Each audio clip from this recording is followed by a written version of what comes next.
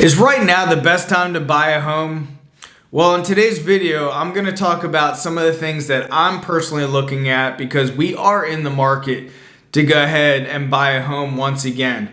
But I want to show you some specific things that I'm looking at inside of our local MLS system so you guys can get an idea of what some of the things you guys can be doing as well if you're looking at buying a home in today's market. Right now, we're seeing all news reports of about $1.5 trillion worth of home equity just vanishing like that.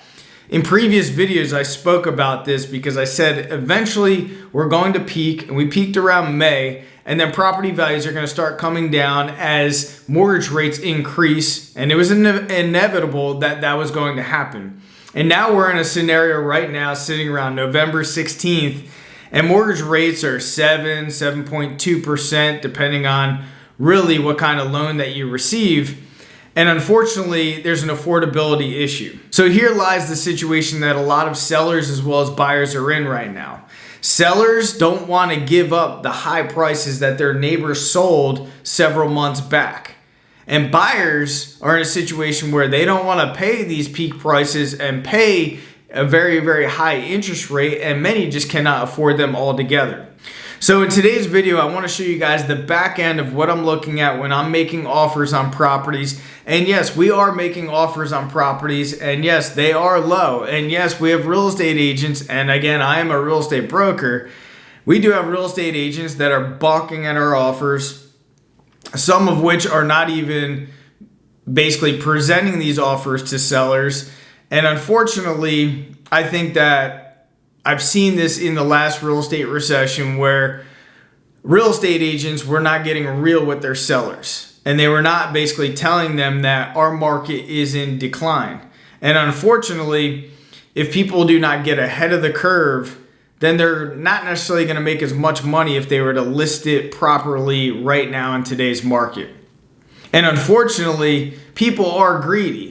And people do want to get the highest amount for their properties. But if they are unrealistic and they're unwilling to negotiate in today's market where we're in a declining real estate market, then they could end up shooting themselves in the foot.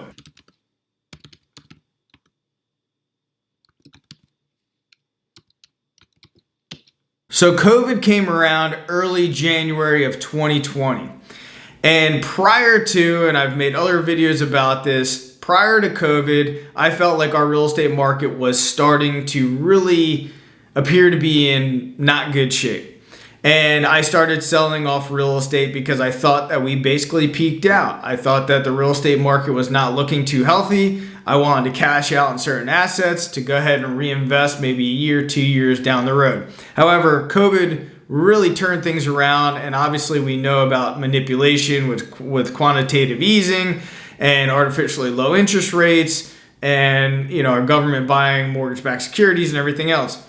Now, what I do is when I'm looking at any property I'm looking to possibly acquire, I look at pre-COVID right before. So let's take for an example this community located in Naples, Florida. It's called Vanderbilt Lakes, and the subdivision's called Bermuda Isles.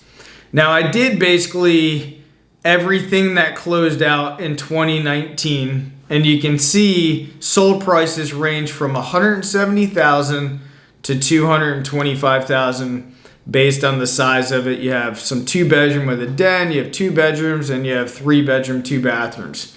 So basically 170 to 225. But let's say roughly these things are selling for about 190 to 200,000 pre-COVID. And again, they're staying on the market for 60 days, 210 days, 43 days, 125 days.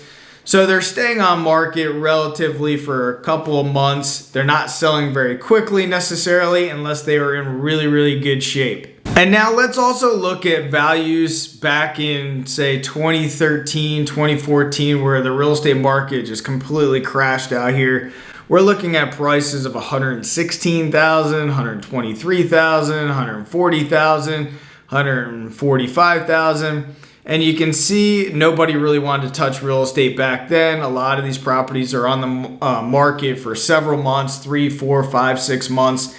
And a lot of people just didn't want to have anything to do with real estate. But people who did come into the market that had good credit, that had cash, came in and they made some serious, fantastic deals when they bought into the market. And now let's look at what's going on in today's market. Even though in Southwest Florida we just had a very severe hurricane, there's still real estate activity. There's still kind of a frenzy going on. And I believe that that's going to slow down here as well. But look at this. We're looking at these same properties pending 365, pending 349, pending or sold 360, sold 380,000. I don't know about you guys, but I want to buy pre-COVID prices. Now, that could be the 2019 prices. What did we say? On average, around 200,000 in that specific community. And I'm just using that as an example because it's pretty relative depending on where you're at in Southwest Florida anyway. I also encourage you guys to look at these numbers and look at these stats because are we going to head to pre-pandemic pricing in real estate? There's a lot of economists saying that yes, in fact, we are going to go to pre-pandemic prices. And we have also other people saying, like Harry Dent saying, we're going to go even lower than the bottom of the last real estate crash.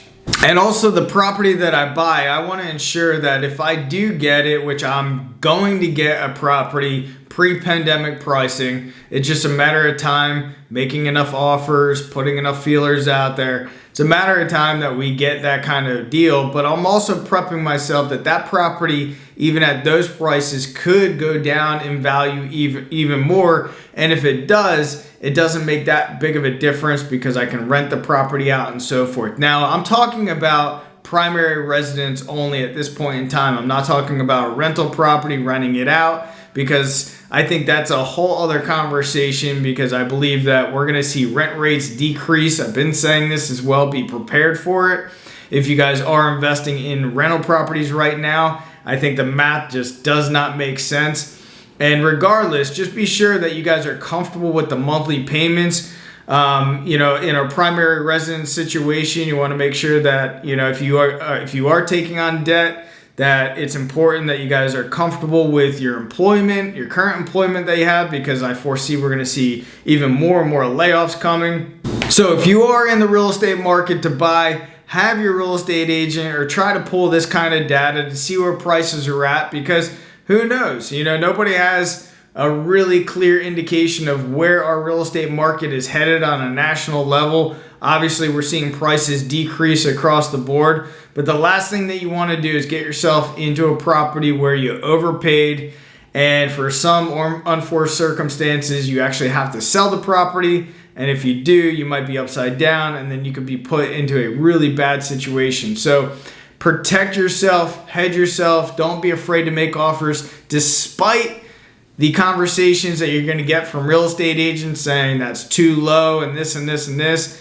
Look, the deal's got to make sense for you and your family. If it doesn't, then it doesn't matter what those people say. Continually make offers. It may take 20, 30, 40 offers to get the right deal for you and your family, and that's what I encourage you to do, and that's what we're doing.